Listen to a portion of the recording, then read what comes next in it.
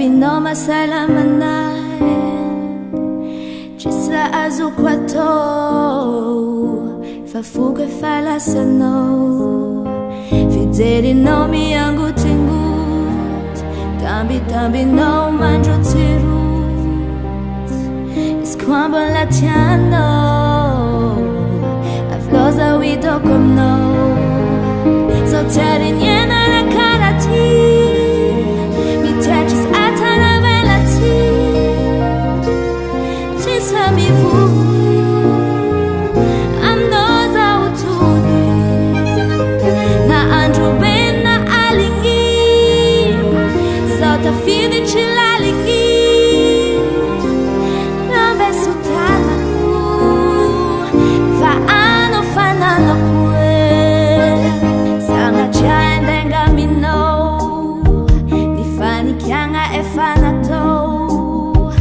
Azamanai fa votanaku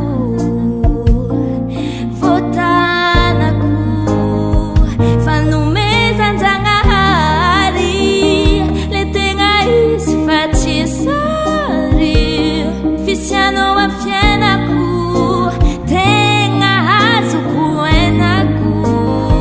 Zauchari miena karati Mitachis atara velati Chisla mi vuni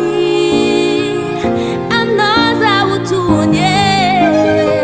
Na anjo ben na alingi Zota fide chilalingi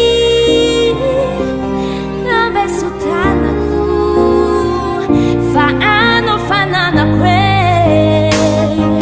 Itoza u baby Atovya na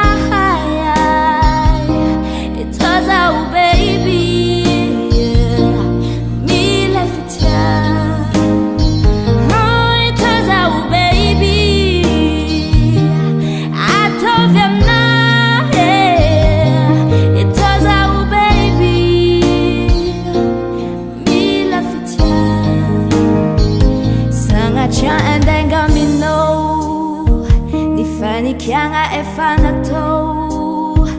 Azamana e fa votanaku Oh, votanaku Zauchari niena na karati Vitachis atara